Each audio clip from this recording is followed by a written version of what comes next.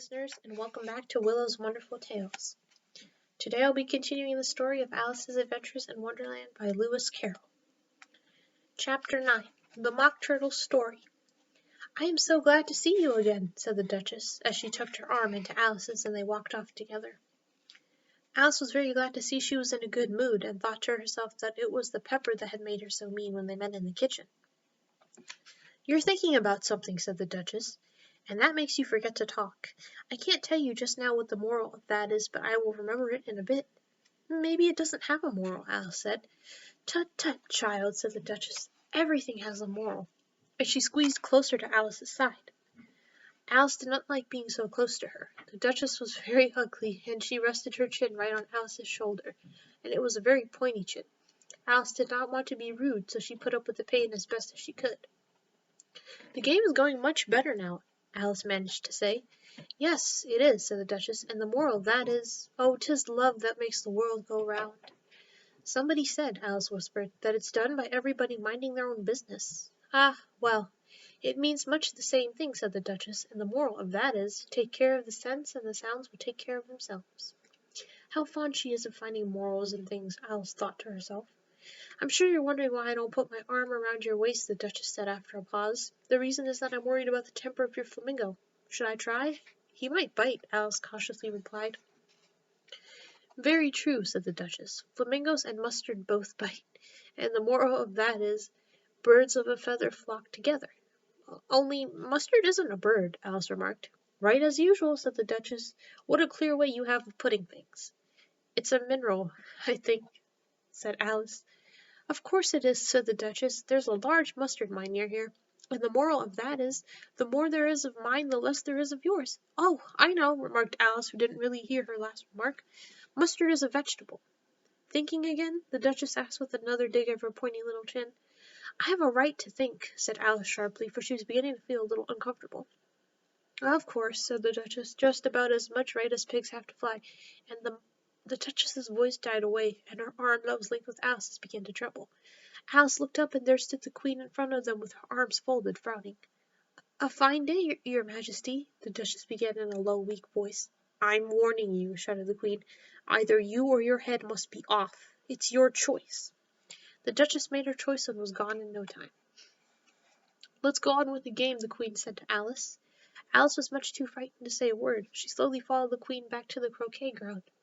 The other guests were resting in the shade, but the moment they saw the Queen, they hurried back to the game. The whole time they were playing, the Queen never stopped arguing with the other players and shouting, "Off with his head!" or "Off with her head!"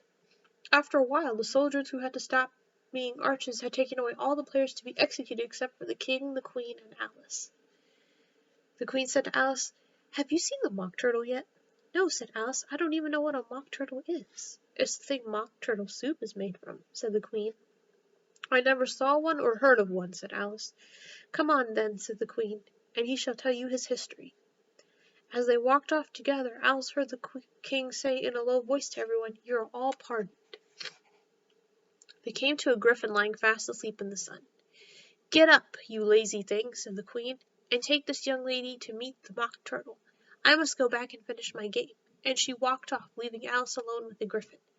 Alice did not like the looks of the creature, but she thought it would be much safer to stay with it than go with the Queen. The griffin sat up and rubbed its eyes. Then it watched the Queen until she was out of sight. It chuckled. "What fun!" "What is the fun?" Alice asked. "Why, she," said the griffin. "It's all make-believe. She never executes anybody, you know. Come on." They did not go far before they saw the Mock Turtle sitting sad and lonely on a little ledge of rock. Alice could hear him sighing as if his heart were breaking. "Why is he so sad?" she asked the griffin. The griffin answered in almost the same words he had used before. "It's all make-believe. He hasn't got any sorrow, you know. Come on." So they went to the Mock Turtle, who looked at them with large eyes full of tears, but said nothing.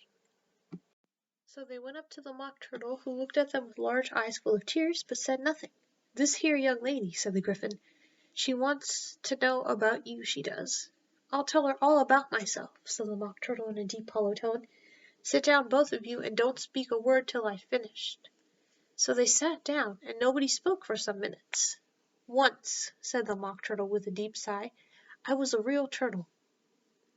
Then there was a very long silence. Alice was ready to get up and leave and tell the Mock Turtle, "Thank you, sir, for your interesting story," but she could not help thinking there must be more to come, so she waited and said nothing. "When we were little," the Mock Turtle went on, still sobbing a little now and then, "we went to school in the sea. The master was an old turtle. We used to call him Tortoise because he taught us." "Yes, we went to school in the sea, though you may not believe it." "I never said I didn't," interrupted Alice. "You did," said the Mock Turtle. "Hold your tongue," added the Gryphon before Alice could speak again. The Mock Turtle went on, "We had the best education. In fact, we went to school every day." "I've been to school too," said Alice. "You needn't be so proud of that." "With extras?" asked the Mock Turtle. "Yes," said Alice, "we learned French and music." "And washing?" said the Mock Turtle. "Certainly not," said Alice. "Ah, then yours wasn't a really good school," said the Mock Turtle in a tone of great relief. "How many hours a day did you do lessons?" said Alice in a hurry to change the subject. 10 hours the first day," said the Mock Turtle, 9 hours the next, and so on. "What a curious plan!" exclaimed Alice. "That's the reason they're called lessons," the Gryphon remarked, "because they lessen from day to day." This was a new idea to Alice. She thought about it before she said, "Then the 11th day must have been a holiday." "Of course it was," said the Mock Turtle.